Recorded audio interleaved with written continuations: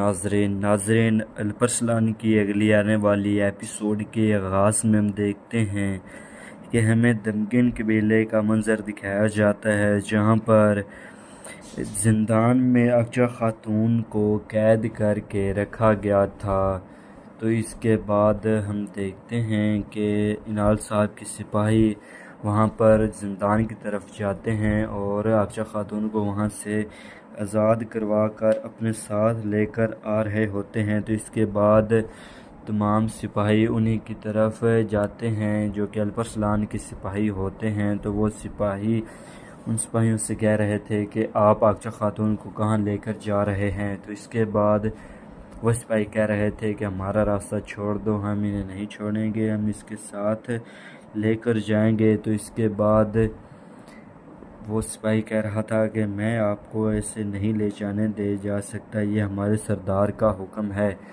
تو اس کے بعد وہ سپاہی انال صاحب کے سپاہی الپرسلان کے سپاہی کو زخمی کر دیتا ہے اور اقچا خاتون کو وہاں سے لے کر فرار ہو جاتا ہے۔ تو اس کے بعد ہم دیکھتے ہیں کہ الپرسلان اور ان کے سپاہی زندان کی طرف آتے ہیں اور الپرسلان اور ان کے سپاہی یہ دیکھ کر بہت حیران و پریشان ہو جاتے ہیں کہ جب وہ زندان کی طرف آتے ہیں تو وہاں پر اقچا خاتون موجود نہیں ہوتی۔ تو یہ دیکھ کر الپرسلان بہت پریشان ہو جاتا ہے۔ اس کے بعد ہم دیکھتے ہیں کہ اربزگان ایک طرف سے آ کر الپرسلان کو بتا رہا تھا کہ قلعے کے محافظ جو کہ دروازے پر کھڑے ہوئے تھے وہ تمام کے تمام مارے جا چکے ہیں۔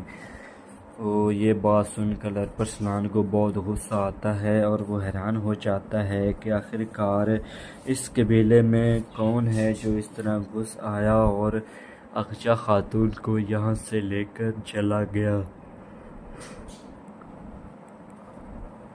اور الپرسلان بہت حیران و پریشان ہو جاتا ہے۔ تو دوسری طرف ہمیں دکھایا جاتا ہے کہ انال صاحب کے سپاہی اقچا خاتون کو گھوڑا گاڑی میں بٹھا کر قبیلے سے نکلنے میں کامیاب ہو جاتے ہیں اور ہمیں دکھایا جاتا ہے کہ اقچا خاتون اپنے ہاتھ کھولنے کی کوشش کر رہی ہوتی ہے تاکہ وہ وہاں سے فرار ہو سکے اور وہ انال صاحب کے سپاہیوں کے چنگل سے نکل سکے۔ تو اس کے بعد ہمیں دکھایا جاتا ہے کہ الپرسلان اپنے سپاہیوں سے کہہ رہا تھا کہ امیر علی کو دیکھو۔ تو اس کے بعد ایک سپاہی امیر علی کے پاس آتا ہے اور امیر علی بہت زخمی تھا اور امیر علی الپرسلان کو بتا رہا تھا کہ کچھ سپاہی انال صاحب کے سپاہیوں کے ساتھ اس قبیلے میں داخل ہوئے اور وہ غلیظ اقچا خاتون کو یہاں سے آزاد کروا کر یہاں سے نکل گئے۔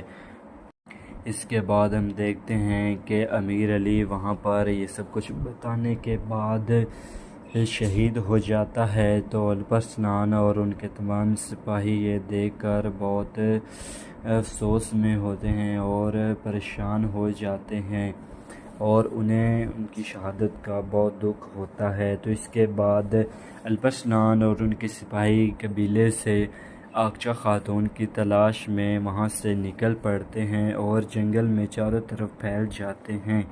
اس کے بعد ہمیں دکھایا جاتا ہے جہاں پر انال صاحب کے سپاہی اقچا خاتون کو جنگل میں لے کر جا رہے ہوتے ہیں اور اقچا خاتون ہم دیکھتے ہیں کہ وہ اپنے ہاتھ کھولنے کی کوشش کر رہی ہوتی ہے تاکہ وہ وہاں سے فرار ہو سکے، لیکن وہ اس میں ناکام رہتی ہے کیونکہ وہ اس کے اوپر بہت سے سپاہی نگرانی کر رہے ہوتے ہیں، اس لیے وہ اپنے مقصد میں کامیاب نہیں ہوتی۔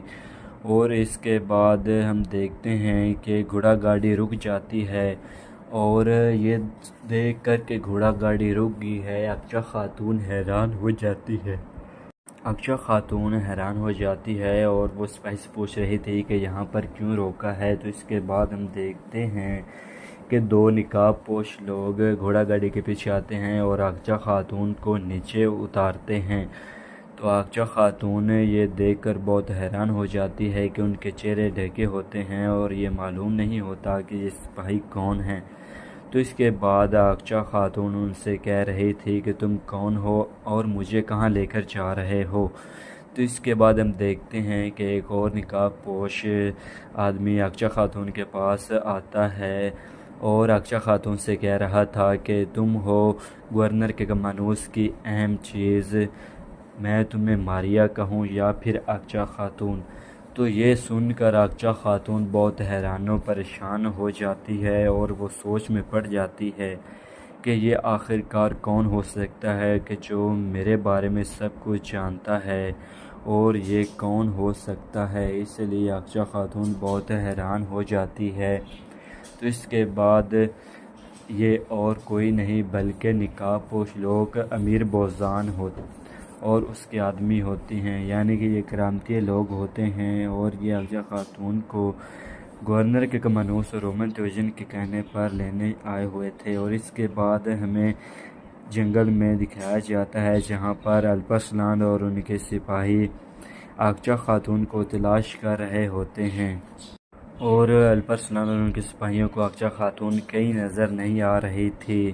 اور اس کے بعد الپرسلان بہت پریشان ہو جاتا ہے کہ آخر کار وہ اقچا خاتون کو لے کر کہاں جا سکتے ہیں، اور وہ راستے میں بھی نہیں ہیں۔ اس لیے وہ الپرسلان کافی پریشان ہو جاتا ہے۔ اور اس کے بعد ہم دیکھتے ہیں کہ الپرسلان اور ان کے سپاہی ایک جگہ پر اکٹھے ہو جاتے ہیں۔ تو الپرسلان اپنے سپاہیوں سے کہہ رہا تھا کہ وہ کرامتی لوگ، بے حس لوگ جنہوں نے ہمیں دھوکہ دیا، ایک طرف علماء پر حملہ کروایا اور ان میں سے کئی کو شہید کر دیا گیا، اور دوسری طرف ہمیں دھوکہ دے کر اقچا خاتون کو بھی قید میں کر دیا گیا، اور ان کا معلوم بھی نہیں ہے کہ وہ کہاں پر لے کر گئے غلیظ لوگ، ان سے حساب لیا جائے گا۔ تو اس کے بعد ہمیں رومن تیوجن کی طرف دکھایا جاتا ہے۔ تو ہم دیکھتے ہیں کہ رومن تیوجن ایک سپاہی سے کہہ رہا تھا کہ یہ جنگل میں ایک طرف شور ہے، دیکھتے ہیں کہ یہ شور کس کا ہے، چلو آؤ اس کی طرف دیکھتے ہیں۔ تو اس کے بعد ہمیں سلجوقی محل کا منظر دکھایا جاتا ہے جہاں پر سلطان طغرل اور ان کے تمام سپاہی اور خواجہ بھی موجود ہوتا ہے، اور وہ صحن میں موجود ہوتے ہیں۔ اس کے بعد ہمیں دکھایا جاتا ہے کہ وہ کرامتی لوگ جنہوں نے علماء پر حملہ کیا تھا، ان کی لاشیں صحن کے اندر اکٹھی پڑی ہوتی ہیں، اور سلطان طغرل اور ان کے سپاہی انہیں دیکھ رہے ہوتے ہیں۔ تو ہم اتنے میں دیکھتے ہیں کہ ان کرامتی لوگوں میں سے ایک سپاہی اپنی آنکھیں کھولتا ہے اور چاقو نکال کر سلطان طغرل پر حملہ کرنے کی کوشش کرتا ہے۔ تو دوسری طرف ہمیں دکھایا جاتا ہے کہ الپرسلان اور ان کے سپاہی جنگل میں اقچا خاتون کی تلاش میں ہوتے ہیں۔ تو اس کے بعد ہم دیکھتے ہیں کہ الپرسلان اور ان کے سپاہیوں کو آواز سنائی دیتی ہے جو کہ گھوڑا گاڑی کی ہوتی ہے، جس میں الپرسلان کو ڈھونڈنے کے لیے اقچا خاتون کے لیے آئے ہوتے ہیں۔ وہ ان کا انتظار کرتے ہیں، اور جب وہ گھوڑا گاڑی قریب آ جاتی ہے تو اس کے بعد الپرسلان اپنے تمام سپاہیوں کو کہتا ہے کہ حملہ کرو۔ تو اس کے بعد الپرسلان کے تمام سپاہی اور الپرسلان ان کرامتیوں پر حملہ شروع کر دیتے ہیں، اور ہم دیکھتے ہیں کہ الپرسلان بڑی بہادری سے ان کافروں کا مقابلہ کر رہے ہوتے ہیں۔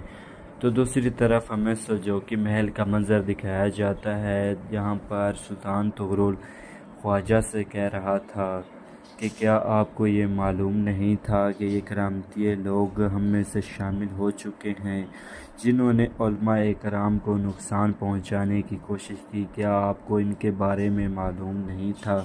تو اس کے بعد خواجہ کہہ رہا تھا کہ علماء کرام کے اعتبار اور ان کی عزت کے بدولت اور ان کے احسان اور عزت کے بدولت ہم نے ان کا معائنہ نہیں کیا، اور ان کی عزت کرتے ہوئے ہم نے ان کو زیادہ دیر نہیں دیکھا، اور ان کی تلاشی بھی نہیں لی گئی تھی۔ اس کے بعد ہم دیکھتے ہیں کہ سلطان طغرل خواجہ سے کہہ رہا تھا کہ ہم نے سوچا کہ وہ ختم ہو چکے ہیں اور یہاں سے چلے گئے ہیں، لیکن وہ خاموشی سے ہم میں داخل ہوئے اور ہمیں نقصان پہنچانے کی کوشش کی، اور خواجہ آئندہ میں ایسی غلطی نہیں چاہتا۔ سلطان طغرل کہہ رہے تھے کہ اگر آئندہ ایسا ہوا تو آپ کو اس کا حساب دینا ہوگا اور آپ کو بھی اس کا بدلہ چکانا ہوگا۔ تو اس کے بعد ہم دیکھتے ہیں کہ سلطان طغرل معائنے کے لیے ان لاشوں کے پاس جاتے ہیں اور ان کا منہ کھول کر دیکھ رہے تھے کہ ان کے اندر زبان نہیں ہوتی۔ تو سلطان طغرل کہہ رہا تھا کہ وہ اپنے بندوں کی زبان نہیں کاٹتا بلکہ ان کے ذہنوں میں زہر بھر دیتا ہے۔ تو اس کے بعد ہم دیکھتے ہیں کہ وہ سپاہی جو چاقو لے کر لیٹا ہوتا ہے وہ سلطان طغرل پر حملہ کرنے والا ہوتا ہے، تو سلطان طغرل خواجہ کی تلوار نکال کر اسے وہیں پر مار دیتا ہے۔ تو اسی کے ساتھ یہ ایپیسوڈ یہیں پر ختم ہو جاتی ہے۔ اگر آپ کو یہ ویڈیو اچھی لگی ہو تو ہمارے چینل کو لائک اور سبسکرائب کرنا نہ بھولیے گا۔ بہت بہت شکریہ۔ اللہ حافظ۔